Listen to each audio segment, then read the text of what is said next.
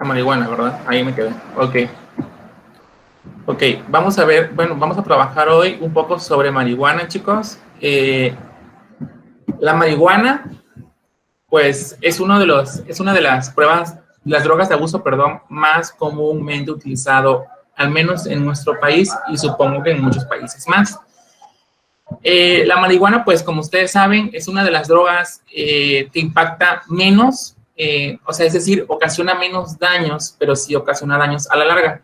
¿Por qué? Porque, bueno, es como tal una droga de tipo natural, ¿sí? No es un producto sintético o que se haya industrializado, a diferencia de la cocaína, las benzodiazepinas o las anfetaminas, que son drogas que en su momento son sintetizadas en un laboratorio, ya sea farmacológico o cualquier tipo de laboratorio, con la finalidad de efectos terapéuticos, pero estas drogas también llegan a causar dependencia. Y es ahí donde ocasiona o causa los efectos que pueden ser reversibles o irreversibles en su paciente. O sea, con el solo hecho de llamar droga de abuso, podemos deducir o podemos decir que esto pues va a causar dependencia, ¿no? Porque el paciente va a querer siempre estar consumiendo o reforzando la dosis, que es el término correcto. La marihuana actualmente en México hay ciertos problemas con ella porque, pues, como ustedes saben, tiene también algunos efectos medicinales. Se ha descubierto o se ha publicado una serie de artículos por parte de algunos médicos y químicos donde la marihuana, bueno, tiene efectos benéficos para la salud, como para aquellos pacientes que, pues, presentan mucho dolor. Podría servir como, o sirve como una droga para poder atenuar la molestia, en este caso, de los pacientes que tienen dolores crónicos, ¿sí? No sé si alguien de ustedes vio Doctor House. Él tenía, bueno, la historia mencionaba que tenía una afección en la pierna, ¿no? No recuerdo cuál de las dos. Él consumía, pues, dentro de los muchos medicamentos, en un capítulo habló sobre la marihuana. Y él mencionaba que, pues, obviamente le ayudaba a atenuar el dolor, ¿ok? Entonces, otro efecto también es que se utiliza para los pacientes que tienen Parkinson. A esos pacientes, bueno, les son administrados pequeñas, eso se ha realizado en Estados Unidos. Aquí en nuestro país todavía no. Bueno, han tenido éxito con respecto a esos pacientes. Obviamente, desafortunadamente, al menos en Estados Unidos, es utilizado o es legal, al menos creo que en 20 estados. O sea, no recuerdo muy bien, pero no es en toda la zona, o sea, no tal como tal. Aquí en México, actualmente, oficialmente, no lo es. Sin embargo, se distribuyen ciertos medicamentos que puedan o que tienen en su momento, contienen metabolitos de marihuana. ¿Alguien no sé si ha escuchado del marihuanol? Se supone que esta es un gel que se utiliza para atenuar los dolores musculares. Hay ciertas enfermedades que ocasionan, obviamente, la gran cantidad o el exceso de dolor muscular, que a veces, bueno, el medicamento no es suficiente o un antiinflamatorio no es suficiente, y aquellos que tienen dolores de tipo crónico, es decir, que toda su vida tienen ese tipo de dolor, bueno, se le ha atribuido el uso de esta droga, ¿no? Sin embargo, pues no deja de ser una droga como tal, porque a fin de cuentas, al menos en nuestro país, no hay una dosis, no se ha publicado una dosis de uso, no se ha controlado su uso tampoco, y por supuesto, se ha utilizado o se utiliza por muchas personas como tal por sus efectos placenteros, ¿sí? Por los efectos placenteros y de bienestar que el fumarla produce.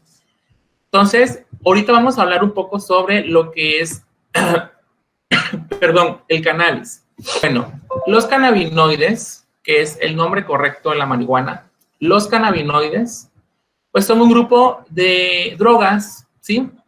Que se encuentran dentro de aquellos fármacos que activan los receptores acoplados por proteínas G. No sé si recuerdan que hay varios tipos de drogas de abuso o fármacos de abuso. Dentro de los de proteína G se encuentran los opioides y cannabinoides. También existen aquellos que son receptores inotrópicos y conductores iónicos, como la nicotina, el alcohol, las benzodiazepinas. y los fármacos que se unen a ciertos transportadores de aminas biógenas como la cocaína, ¿sí? Vamos a hablar de uno, por familia de uno. En el caso de los acoplados a proteína G, será el cannabis. En los receptores inotrópicos, vamos a hablar sobre las benzodiazepinas. Y en el último de las aminas biógenas, bueno, a la cocaína. Les mencioné también que los efectos farmacológicos o los efectos que tiene una droga impactan en 5 características especiales. Una de ellas es la dosis, vía de administración, la experiencia de uso, la vulnerabilidad a los efectos psicoactivos y los escenarios de uso. Dosis, bueno, la dosis es importante porque, bueno, obviamente una dosis excesiva puede ocasionar inclusive efectos irreversibles en el paciente. ¿Por qué? Porque la mayoría de las drogas actúan a nivel sistema nervioso central, ¿sí? Por eso, bueno, puede ocasionar ciertos efectos. Vía de administración, como ustedes saben, existen muchas vías de administración. Existe la vía de administración oral, la vía inhalatoria, intramuscular, subcutánea, intradérmica y intravenosa. La vía de administración es muy importante. ¿Por qué? Porque es el sitio donde a través se inyecta o entra a nuestro cuerpo esa droga que se está consumiendo por un paciente en particular. La vía de administración más rápida para que una droga cumpla sus efectos de forma mucho más rápida siempre va a ser la vía de administración intravenosa. ¿Por qué la intravenosa? Porque como ustedes saben, la intravenosa no hay necesidad de que puedan atravesar ninguna barrera biológica, a diferencia de los medicamentos o de las drogas que se administran por vía oral. Por vía oral, pues bueno, pasan muchas fases como tal, ¿sí? Pasan muchas vías. Por ejemplo, primero entra en la boca, por vía oral. Primero entra en la boca, faringe, laringe, esófago, estómago, intestino delgado, y hasta que llegue al intestino se absorbe. De ahí pasan a circulación por los enterocitos, y es ahí donde se liberan. Pero para eso ya pasó, varias barreras biológicas y se fueron quedando cierta cantidad, ya sea del medicamento o de la droga, en esos sitios. En el caso de la vía intravenosa, pues no sucede eso, porque se aplica directamente a la circulación. Experiencia de uso. Bueno, la experiencia de uso también es importante porque obviamente un paciente, bueno, los pacientes que ya consumen este tipo de drogas de forma muy común, ¿sí? Pues obviamente ya tienen una experiencia mayor a aquellas personas que comienzan, ¿sí? Con este problema, porque es un problema realmente. Entonces, siempre va a tener más experiencia una persona que ya lo sabe ocupar, ¿sí? Que ya sabe cuántas caladas. Las caladas son las fumadas que puede darle a un cigarrillo de marihuana, porque se fuma, la marihuana se fuma. Entonces, obviamente va a tener mayor experiencia una persona que, pues, por supuesto, la consuma constantemente. Vulnerabilidad a los efectos psicoactivos. Una persona que de igual forma ya sea dependiente o que la consume constantemente va a tener menor vulnerabilidad. ¿Por qué? Porque esta persona ya tiene mucho mayor experiencia y puede que la dosis mínima a ellos no les haga ningún efecto. A diferencia, si una persona comienza a consumir ese tipo de drogas, es probable que los efectos sean un poco mayor, aunque sean dosis iniciales. Para ningún tipo de droga, ¿sí? Especialmente para la marihuana, no hay una cantidad como tal de consumo, ¿sí? Actualmente no se conoce, o al menos yo no conozco ninguna dosis o una cantidad de cigarrillos que se van a consumir, cuántos gramos de la hojita se deben de colocar, o sea, no se sabe eso pues ya dependerá de la experiencia de la persona. Y bueno, los escenarios de uso, ¿en qué condiciones se utilizan estas drogas? Si son con efectos placenteros o por cuestiones médicas y bueno, para minorar en este caso a la clínica del dolor o a los pacientes que presentan mucho dolor o con algún efecto benéfico. Sí, un efecto medicinal. Eso también es muy importante. Por eso, aquí en nuestro país, la Cámara de Senadores estaba aprobando una ley con respecto a la autorización para el consumo de cannabis con efectos, con fines medicinales o con fines terapéuticos. Sin embargo, para ello, pues se tienen que realizar una serie de estudios con la finalidad de poder estandarizar las dosis correctas para los pacientes. Y bueno, finalmente el cannabis o marihuana se le denomina cannabinoides. Ellos pertenecen a los fármacos que activan a los receptores acoplados de proteína G. Pero, ¿qué son o cómo es el cannabis? El cannabis, chicos, es una planta, como la que ustedes observan en la imagen, ¿sí? Es una planta, a esta planta se le denomina planta de cáñamo o cannabis sativa. Esos dos nombres son correctos para ella. Esta hojita, por insignificante que parezca, contiene aproximadamente 420 compuestos, ¿sí? En toda su estructura contiene 420 compuestos, de los cuales a 60 de esos 420 se le puede denominar o se le puede atribuir que son compuestos de tipo cannabinoide. ¿Por qué? Porque su estructura, en su estructura química, son similares a aquellos metabolitos que cumplen las funciones de la droga. Gerson, pásame el cargador. Extensión, por favor. Ok, ¿cuál es la molécula que ocasiona los efectos del cannabinoides? La molécula o el metabolito más importante se puede denominar delta 9 tetrahidrocannabinol. El delta 9 tetrahidrocannabinol es el que pueden observar en la imagen y es el que regularmente se le atribuye los efectos psicoactivos de esta droga, ¿sí? Como ustedes pueden observar, es una molécula con 3 anillos ciclados, con tres anillos. Permítanme. ¿La pueden conectar, por favor? Gracias. Contiene 3 anillos en su estructura. Dentro de su estructura podemos observar a 2 grupos funcionales importantes. Uno es alcohol, el grupo hidroxi, observan acá, y bueno, también tenemos una acetona. Si yo quisiera nombrar a un tercer grupo funcional, podría decir que esto es un fenol. Los fenoles, chicos, los fenoles están constituidos por una molécula de benceno y un grupo hidroxi. A la unión de una molécula de benceno de 6 carbonos, como la que observan aquí, 1, 2, 3, 4, 5 y 6, con sus respectivos enlaces, se le denomina fenol. ¿Qué característica tienen los bencenos? ¿Alguien sabe qué característica tienen los bencenos? Danilo. Una anillo que tiene 3 dobles enlaces. Ajá, tiene 3 dobles enlaces. Así es correcto. Los bencenos tienen una característica muy peculiar. Todos los bencenos, o la mayoría de ellos, son aromáticos, ¿sí? Los grupos fenoles no son la excepción. Algunos de ellos son aromáticos. En el caso del cannabis, ¿tiene olor? Sí. A esta molécula podríamos atribuirle el olor peculiar que tiene, junto con otros compuestos que forman o que se encuentran dentro de la planta. Pero, por regla general, los bencenos tienen olor.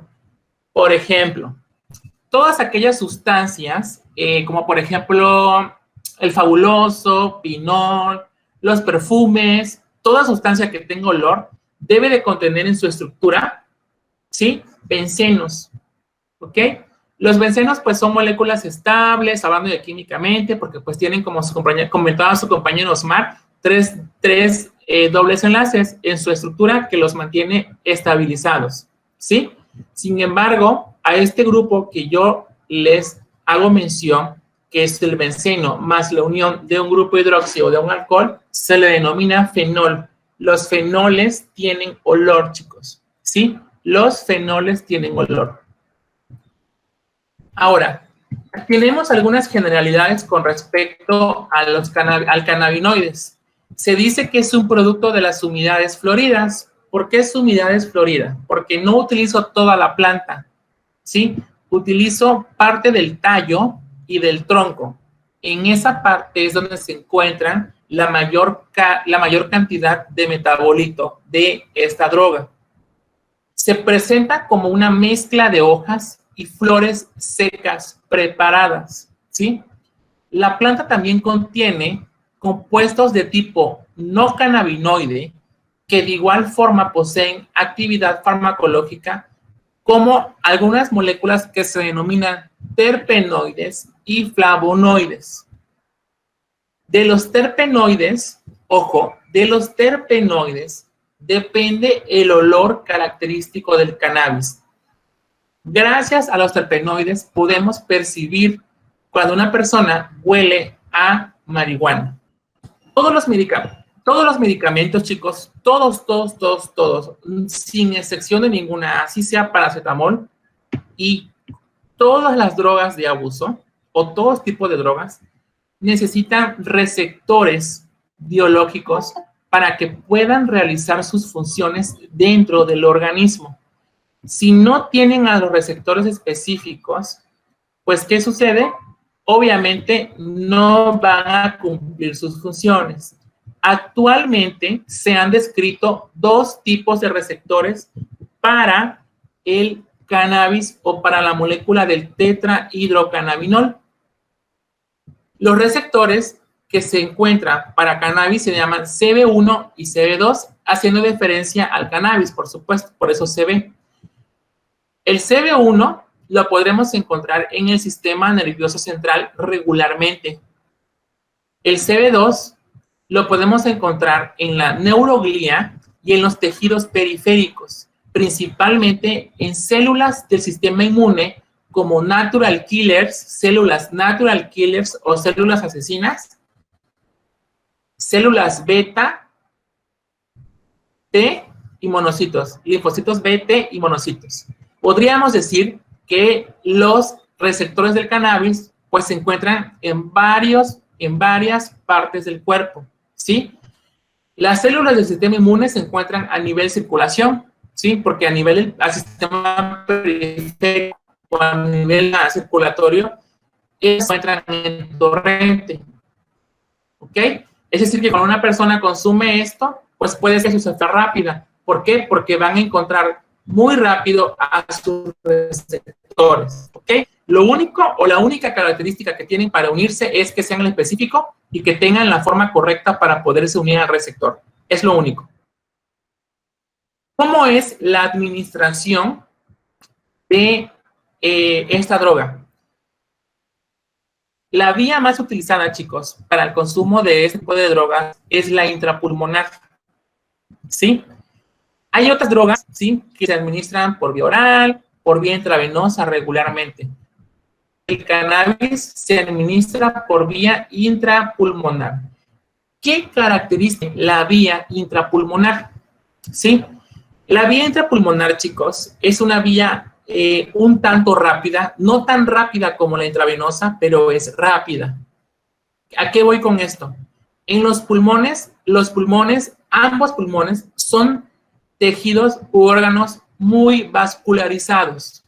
Es decir, existe una gran cantidad de capilares por las que atraviesan los pulmones, ¿sí? O por las que están constituidos los pulmones. Una de las características principales de esta vía de administración es que cuando se consume, ¿sí?, este tipo de drogas, o sea, es decir, se fuma este tipo de drogas, llega el humo, llega al pulmón y posteriormente se absorbe, ¿sí?, en el tejido pulmonar. ¿Qué sigue después? Como el pulmón es un tejido muy vascularizado, esos metabolitos que fueron inhalados o respirados pasan a circulación de forma rápida, ¿sí? No atraviesan tantas barreras. ¿Por qué? Porque, les vuelvo a repetir, el pulmón o los pulmones son órganos muy vascularizados que permiten que de forma rápida puedan llegar al sitio de acción. La biodisponibilidad del tetrahidrocannabinol por esta vía se encuentra entre el 10 y el 35%. Recuerden que la biodisponibilidad es la cantidad de fármaco o de droga que llega al sitio de acción, ¿sí? Del 100% de droga, del 10 al 35% cumple sus funciones, ¿sí? Ya que alrededor del 50% del tetrahidrocannabinol se pierde en el aire o en el espacio muerto que hay dentro o respirado, ¿sí?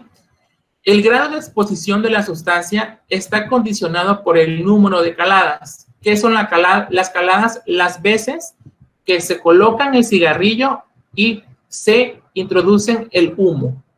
La duración del consumo, el intervalo entre una y otra dosis, por supuesto, el tiempo en la que se sostiene el humo, el volumen y profundidad de la inhalación, la potencia y la cantidad de tetrahidrocannabinol no destruida por pirólisis y, por supuesto, el ritmo respiratorio. Estas son condiciones que a la vez, válgame la redundancia, condicionan el efecto o la administración de esta droga. ¿Alguien sabe cómo se llaman estas dos que están en la imagen? Patty y Selma. Patty y Selma son personajes de Los Simpson. Ellas en un capítulo consumieron, bueno, ellas son fumadoras compulsivas, o sea, ya tienen una adicción, por eso son malas. Ya es que son malas como mero, ¿no? En un capítulo, bueno, hacen mención sobre la marihuana. Entonces, ¿por qué? Porque pues ellas ya son adictas al tabaco. Tienen una adicción al tabaco, entre otras adicciones, por supuesto. Sin embargo, en uno de los capítulos, pues deciden probar algo bueno. Patty le dice a Selma que prueben algo bueno y pues llegan a la marihuana. Pese a que ellas ya tienen una adicción al tabaco y consumieron marihuana por primera vez, los efectos fueron impactantes en ambas porque les ocasionó, por ejemplo, si no mal recuerdo, histeria y una sensación de placer. O sea, ambas empezaron a divagar, ¿sí? Mentalmente, por supuesto, de las drogadas que estaban. Entonces, aunque ellas eran, o son más bien, porque pues, todavía viven, ¿verdad? No han muerto en la serie. Aunque ellas ya son adictas al tabaco, pues el efecto de la marihuana en ellas fue algo potencial porque nunca la habían consumido, o hacen referencia de que nunca la habían consumido. Entonces, en ese capítulo mencionan sobre que pues les gustó, pero que pues no estaba tan chido porque pues les ocasionaba ciertos efectos. Y pues obviamente una de ellas, que no recuerdo cuál de las dos fue, mencionó que pues ya no iba a volver a hacerlo porque ya ven que una es más cuerda que la otra. Sin embargo, bueno, hago referencia a ellas porque pues ellas ya tienen una adicción como tal al tabaco. Los efectos, una vez administrado la droga como tal por vía intrapulmonar, se inician en minutos tras haber consumido la sustancia y persisten de 2 a 3 horas aproximadamente. El tetrahidrocannabinol lo podemos detectar en el plasma inmediatamente después de la primera calada, que es aproximadamente de 1 a 2 minutos. Es decir, si una persona consume el cannabis y yo quiero cuantificar su concentración a los 5 minutos, puede ser, y hay una probabilidad muy grande, que yo ya encuentre en circulación a ciertos metabolitos. ¿Por qué? Porque es una vía de administración rápida. Los picos plasmáticos o las concentraciones más altas del tetrahidrocannabinol se alcanzan entre los 3 y 10 minutos tras haber iniciado el consumo. ¿Ok? La distribución del tetrahidrocannabinol. Bueno, el tetrahidrocannabinol es una molécula sumamente lipofílica. ¿Ok? Si es lipofílica, puede atravesar con facilidad la barrera hematoencefálica. ¿Sí? Las concentraciones plasmáticas del tetrahidrocannabinol, así como se elevan de forma rápida, disminuyen en poco tiempo. ¿Ok? Los efectos, pues podría decirse que no son tan grandes. Al ser rápidamente distribuidos hacia los tejidos más vascularizados como cuáles: riñones, hígado, pulmones, corazón, glándulas salivales, vaso, gónadas, músculo, hipófisis o glándula tiroides. Se van a cualquiera de estos órganos con la finalidad de que puedan ser distribuidos a todo el cuerpo. El tetrahidrocannabinol, como es una molécula muy lipofílica, debe unirse a proteínas plasmáticas. No puede viajar en circulación sin un receptor o sin un receptor. Este transportador o receptor, más bien, bueno, hacen funciones más de transportadores, porque lo transportan. Ese transportador regularmente es la albúmina, es decir, que el tetrahidrocannabinol se une a la albúmina para viajar a través de la circulación. No puede viajar sola porque es una molécula lipofílica, ¿sí? El metabolismo del tetrahidrocannabinol también constituye a su disminución en sangre. ¿Qué significa eso? En medida que se consume la droga, las concentraciones van a ir disminuyendo. ¿Por qué? Porque lo voy a ir metabolizando. ¿Qué? Metabolizar es decir, degradar la molécula.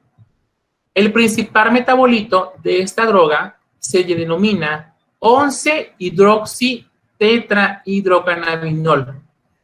Es de similar potencia psicoactiva y penetra de forma muy fácil en el sistema nervioso central.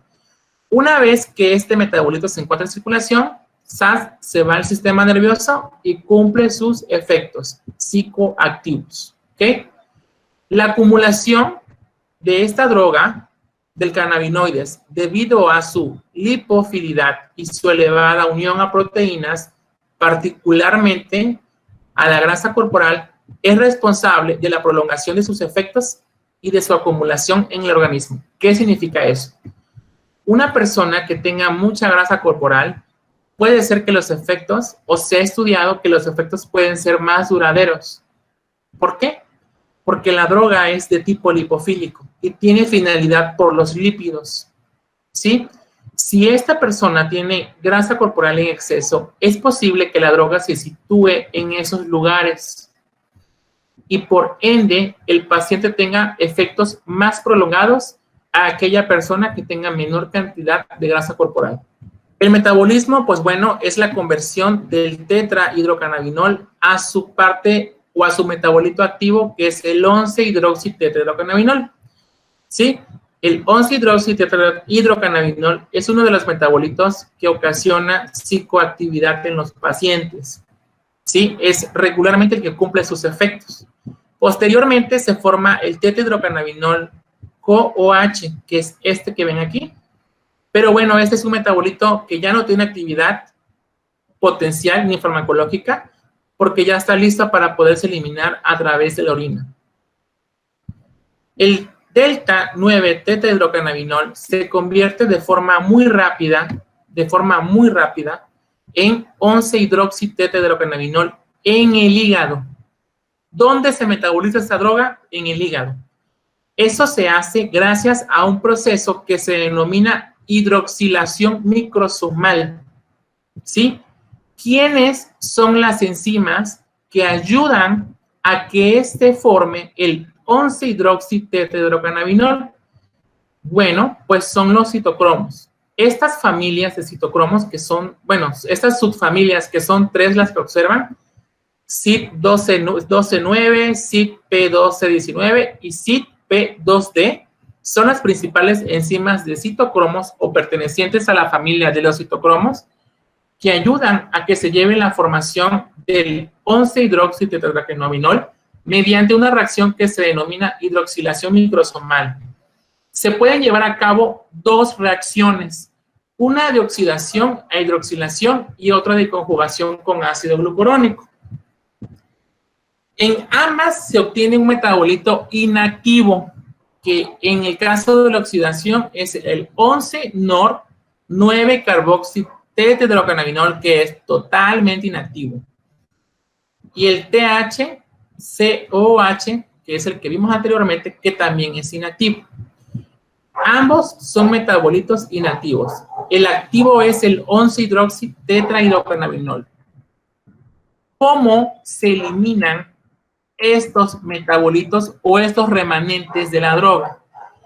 El 80%, ¿sí?, de esto se encuentran principalmente metabolitos no conjugados, ácidos y neutros del tetrahidrocannabinol. El 80% lo voy a eliminar mediante las heces fecales y el 20% lo voy a eliminar en THCOH y metabolitos en forma conjugada y polares. Tienen que convertirse a compuestos totalmente polares para que puedan ser eliminados a través de la orina. Si no se eliminan en compuestos polares, seguramente se eliminen por medio de heces fecales, ¿sí? La única regla para que se pueda eliminar este 20% a través de la orina es que sean polares, ¿sí? Yo no puedo eliminar metabolitos que no sean polares por orina, porque orina es agua, ¿ok? Vuelvo a repetir, 80% en heces fecales y 20% en orina. ¿Cómo es la cinética de eliminación, en este caso, del tetra o del cannabinoides como tal? Cada uno de los metabolitos tiene una vida media particular, ¿sí? A veces es mucho mayor la vida de los metabolitos que para el propio tetrahidrocannabinol. En el caso del tetrahidrocannabinol, su vida media en circulación es de 25 a 36 horas. El 11-hidroxitetrahidrocannabinol tiene una vida menor, de 12 a 36 horas. ¿Por qué? Porque posteriormente es metabolizado al último compuesto, que es este que observan aquí, para poder ser eliminados. Y este compuesto tarda de 25 a 55 horas. ¿Qué es lo que nosotros determinamos en un antidoping? El antidoping se realiza en orina y yo determino tetrahidrocannabinol. Tengo de 25 a 36 horas para hacer el análisis en dado caso que sospeche que el paciente consume esa droga o está bajo los efectos de esa droga. Si yo quiero cuantificar la cantidad de cannabis que existe en circulación, lo hago mediante la medición de la 11-hidroxitetrahidrocannabinol y tengo un menor tiempo, que es de 12 a 36 horas. El tetrahidrocannabinol en el antidoping se reporta positivo o negativo. El 11-hidroxitetrahidrocannabinol se reporta de forma cuantitativa, es decir, determina una concentración numérica. Y bueno, el último metabolito, ese no lo determinamos en el laboratorio. Se realiza la cuantificación para fines de investigación. Ahora, ¿cuál es el mecanismo de acción de esta droga? Bueno, los cannabinoides, como les mencioné, incluyen varias sustancias activas desde el punto de vista farmacológico. Uno de ellos es el delta 9 tetrahidrocannabinol. Perdón, ¿puede repetir ¿Sí? lo que mencioné en la diapositiva anterior? Sí, esta. Sí, algo dijo de cuantificar y... Ah, ok. Para poder determinarla en el laboratorio, si un paciente está bajo los efectos o quiero cuantificar la cantidad de cannabis en un paciente, existen dos formas de hacerlo. Una es mediante la realización del antidoping y la otra es la cuantificación en suero. ¿Qué pasa con el doping? El doping, bueno, es una muestra necesita una muestra de orina aleatoria, es decir, de cualquier hora del día. El paciente o la paciente me entrega la muestra y lo que yo determino es la forma cualitativa, es decir, si existe o no presencia de tetrahidrocannabinol. Si está presente, se reporta positivo o negativo. Si está presente, positivo. Si no está presente, se presenta negativo. En dado caso, supongamos que a un paciente se le hace el doping y sale positivo, ¿no? Y viene el paciente o el familiar del paciente y dice, quiero que me cuantifiquen la cantidad de cannabis en circulación. ¿Ok? Se le toma una muestra de sangre. Para esta prueba tampoco hay ayuno.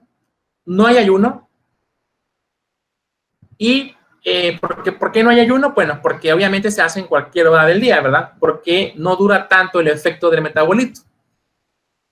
Determinamos 11-hidroxitetrahidrocannabinol. Y aquí reportamos una concentración numérica, ya no cualitativa, sino cuantitativa, ¿sí? Tomen en cuenta que para determinar esta prueba tienen de 12 a 36 horas de exposición de la marihuana. El 11-hidroxitetrahidrocannabinol es una prueba un poco tardada, ¿sí? Porque requiere varios filtros y requiere un procesamiento especial. Sin embargo, si se encuentra en circulación, pues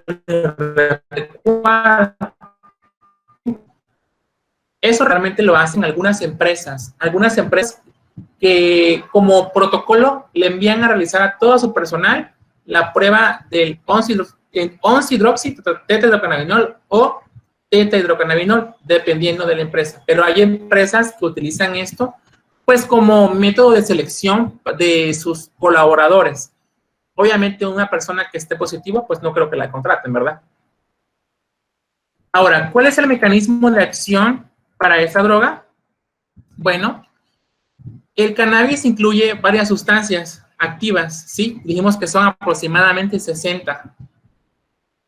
El delta 9 tetrahidrocannabinol, el tetra, produce desinhibición de las neuronas dopaminérgicas, principalmente porque hay una inhibición de la presinapsis de las neuronas GABA en la cavidad tegmental ventral. ¿Cuál es esa cavidad? Es esta que vamos a ver ahorita, esta, en el área tegmental ventral. Aquí hay una inhibición de la parte presináptica. Se dice o se cree que el tetrahidrocannabinol activa la liberación de dopamina de forma indirecta y lo hace uniéndose a los receptores CB1. CB1 se encuentra en el sistema nervioso central, ¿sí? El tetrahidrocannabinol se une a los receptores del cannabinoides CB1 de las neuronas GABAérgicas. ¿Y cómo lo hacen? Y al hacerlo, las desactiva. ¿Qué es lo que vimos aquí arriba? Inhibición presináptica.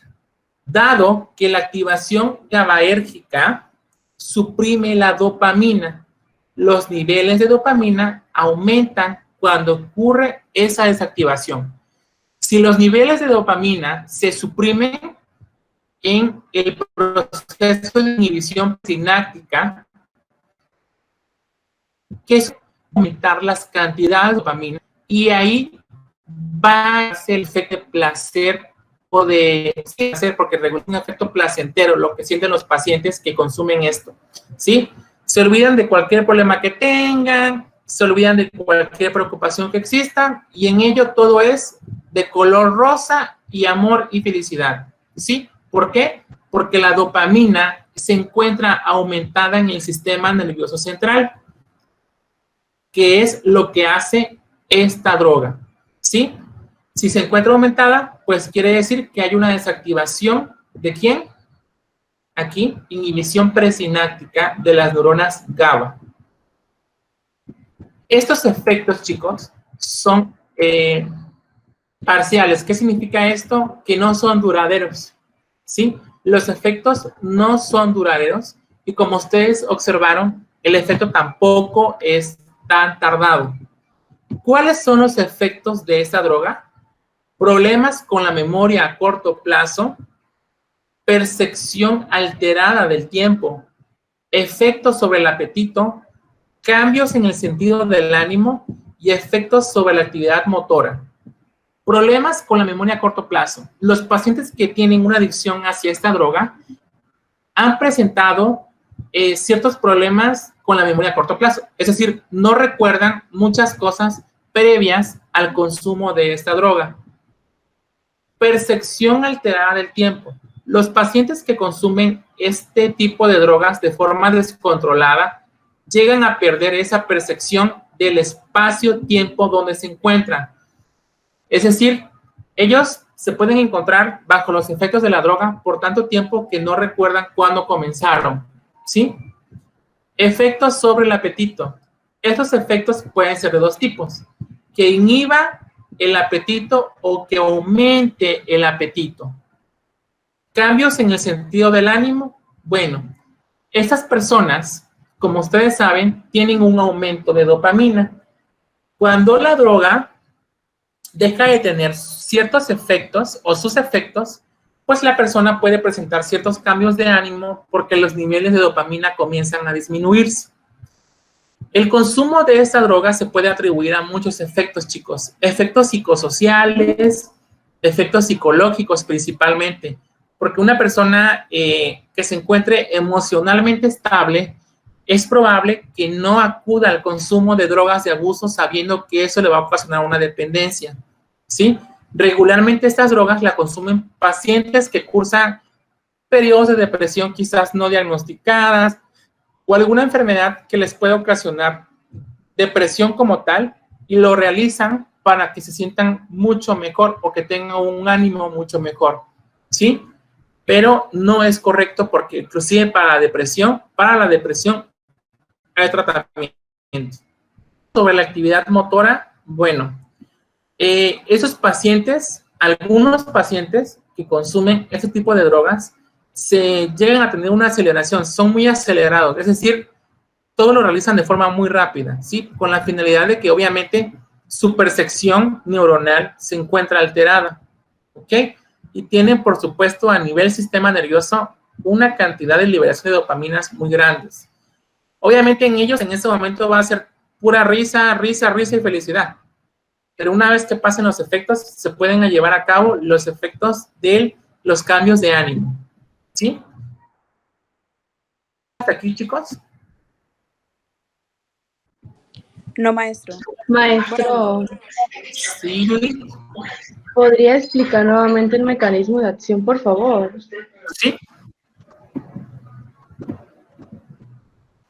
Los cannabinoides son una gran familia. Vimos que son aproximadamente 420 sustancias las que constituyen la hojita esa, la hojita del cannabis. De esos 420 compuestos que contiene la hoja, 60 son los que tienen actividad potencial farmacológica o que tienen un efecto farmacológico como tal. Desde el punto de vista farmacológico, ¿sí? O toxicológico, el delta 9-tetrahidrocannabinol, que es el THC, produce una desinhibición de las neuronas dopaminérgicas, ¿sí?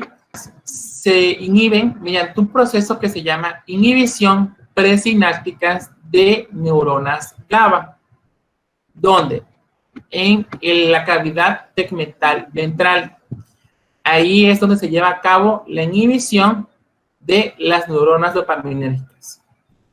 Se dice que el tetrahidrocannabinol activa la liberación de una forma indirecta. ¿Esto por qué lo hace? Lo hace uniéndose a los receptores CB1, que dijimos que los CB1 se encuentran en el sistema nervioso central. El tetrahidrocannabinol se une a esos receptores CB1 de los cannabinoides de las neuronas GABAérgicas. Y al hacerlo, por supuesto, los desactiva, que fue lo que vimos aquí arriba. Si hay una desactivación de esas neuronas, la dopamina va a quedar liberada. Si la dopamina se encuentra liberada, ¿sí? La va a suprimir y por ende va a aumentar, ¿sí? ¿Qué es lo que vemos aquí? Dado que la activación GABAérgica suprime la dopamina, los niveles de dopamina aumentan cuando ocurre esta desactivación. ¿Cuál? La desinhibición de neuronas dopaminérgicas, ¿sí? Cuando hay esta desinhibición de neuronas dopaminérgicas, la dopamina la dopamina pues queda suprimida, por supuesto, y quedan liberadas en grandes cantidades. Por eso es que se aumenta. Cuando hay aumento de dopamina, bueno, pues se dice que hay un efecto de placer o de bienestar en la persona. Así es como actúa esta droga. Hay una desinhibición, ¿sí? Es decir, atenúa ciertos procesos que lleva a cabo el sistema nervioso central. ¿Cómo lo hacen? Bueno, lo hacen mediante la desinhibición de las neuronas dopaminérgicas, inhibiendo la fase presináptica. Recuerden que estas fases presinápticas son importantes para que se puedan comunicar entre una neurona y otra. Si no hay comunicación neuronal, la información no va a pasar o no pasa, ¿sí? Algunas personas que consumen esas drogas los observan como idos, o sea, no tienen una percepción de dónde se encuentran, están totalmente en otro mundo, ¿sí? Pero es porque obviamente su sistema nervioso se encuentra en stand-by por la liberación de la dopamina. Ellos solamente van a sentir una sensación de bienestar y felicidad. Esta sensación es parcial o es temporal más bien, porque no es un efecto a largo plazo. En cuanto a los efectos o los metabolitos comiencen a disminuir en circulación, los efectos van a ser menores y la dopamina va a llegar a disminuir, porque una vez que ya no haya concentraciones de los metabolitos, pues esta inhibición ya no se va a llevar a cabo y se va a llevar a cabo de forma normal. Y es ahí donde disminuyen los niveles de dopamina y vienen los cambios de ánimo. ¿Sí, Judith? Sí, maestro, gracias. ¿Alguna otra duda, chicos? Profe, yo más que, bueno, una duda era ¿Sí, Luis? que el término de biodisponibilidad, algo de... Ajá. Era lo que había yo entendido que era lo que se podía, pues, digamos que conservar en el organismo, porque ya que la Ajá. otra parte se perdía en el aire y todo eso. Entonces, es lo que no me quedó tan claro si biodisponibilidad era eso, ese significado, pues. La biodisponibilidad es la cantidad de fármaco o de droga que va a llegar al sitio de acción. Por ejemplo, te voy a poner dos ejemplos. La vía intravenosa trabaja la biodisponibilidad mucho con las vías de administración. La vía que tiene menor biodisponibilidad para cualquier droga o cualquier fármaco va a ser siempre la vía oral, por todas las barreras que atraviesa. La vía intravenosa es una de las vías más rápidas y cuya biodisponibilidad es aproximadamente del 99 al 100%, porque el medicamento o droga se administra de forma directa en circulación. En el caso, hablando de la biodisponibilidad exactamente del cannabis, su biodisponibilidad es del 20 al 35%, ¿sí? ¿Qué sucede con esto? Bueno, la vía de administración del cannabis es intrapulmonar porque es fumada, ¿sí? La introduzco a través del humo mediante una respiración y posteriormente llegan a los pulmones. La biodisponibilidad de esa, como les mencionaba, es de 10 al 35%. ¿Por qué? Porque es la cantidad de fármaco que se absorbe por los pulmones y que llega a la circulación. La cantidad de fármaco es la que quedó en el espacio donde se está fumando y aquellos que quedaron atravesadas en alguna de las membranas de los pulmones. ¿Sí? Porque recuerden que no todas atraviesan. Hay ciertas que se quedan atoradas y obviamente ya no llegan al sitio de acción. La realidad es la de la droga o fármaco que va a llegar y que va a cumplir sus efectos. Eso es la biodisponibilidad, Luis. ¿Sí queda claro? Sí, profe, gracias. Chicos, ¿alguna otra duda? ¿Ninguna? Sí, Andrea. Y como, pues, ya ve que dice que queda en el espacio, los que están ahí, por decir, si están fumando y están como unos amigos, ¿no les afecta en nada? O por eso luego dicen lo de los fumadores pasivos, que pues están como en el ambiente y todo eso. Ah, ok. También les afecta, ¿no? Ok, con respecto a los fumadores pasivos, si, por ejemplo, si tú te sientas al lado de una persona que está fumando cannabis, puede que tú cumplas, puede que tú tengas los efectos de la droga. ¿Por qué? Porque aunque es una pequeña fracción, pero los estás inhalando. Ahora, ese remanente que queda atorado en ciertas, ¿cómo llamarle? Ese remanente de droga que no llega al sitio de acción o que se queda atorado en alguna barrera biológica, no les hace ningún daño, porque recuerden que para que un fármaco o una droga cumpla sus efectos, suceden dos cosas. Se tienen que unir a un receptor específico y se tienen que metabolizar a la molécula activa, ¿sí? La persona puede consumir, supongamos que la persona la come en brownies, vamos a suponer que es algo que he escuchado muy comúnmente actualmente, que los hacen brownies de chocolate con cannabis, ¿no? Se lo comen y cierta cantidad de esa droga va a ir quedando, ¿sí? En el estómago, en la faringe. Esas moléculas no se van a activar, sino las vamos a eliminar. ¿Por qué? Porque no se van a metabolizar. Es decir, esas moléculas no van a llegar al hígado. Para que se puedan activar en el 11-hidroxitetracannabinol, que es el que cumple los efectos psicoactivos, necesitan llegar al hígado. Los fármacos que no llegan al hígado no se metabolizan, ¿sí? O las drogas que no llegan al hígado no se metabolizan, ¿sí? Entonces, regularmente las que no llegan, o esa cantidad de fármaco que no es biodisponible, que no llegó al sitio de acción, pues se elimina de esa forma, de la forma más fácil, ya sea por heces o por orina, y obviamente no va a tener ningún efecto porque no se encuentra activada. La fase de metabolismo es precisamente para eso, para que se puedan metabolizar o activar aquellos fármacos o drogas en el hígado mediante ciertas reacciones, ¿ok? Sí, Andrea. Sí, maestro, gracias. ¿Alguna otra duda, niños? Sí, maestro, usted mencionó el tetrahidrocannabinol, el 11-hidroxitetrahidrocannabinol y mencionó otra aparte. ¿Cuál era? El THC-COOH. Lo voy a anotar en el chat. ¿Y ese solo así se lee? Sí. Es un metabolito inactivo. Es un metabolito inactivo del cannabis. Este metabolito lo puede eliminar de forma muy rápida. Déjame buscarte el nombre porque no recuerdo cómo es. Es el 11-nor-9-carboxy-delta-9-tetrahidrocannabinol. Ok, ese es el nombre del metabolito. Ese metabolito es inactivo, ¿sí? Porque es el metabolito que se puede eliminar o que está listo para eliminarse.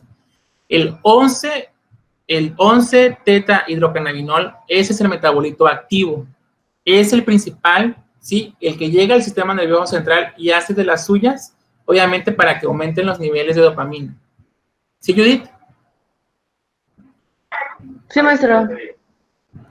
Les voy a cargar a la plataforma de Classroom es un artículo. ¿Qué es lo que van a hacer con esto? Van a leerlo, obviamente esa es tarea para el fin de semana, o sea, lo pueden hacer con calma. Lo van a leer, ahí viene la absorción, absorción, distribución, metabolismo y eliminación del cannabis. ¿Qué es lo que yo quiero que hagan ustedes? Van a realizar un ejemplo como el que tengo aquí. Pueden basarse en esta imagen. Se las voy a proyectar.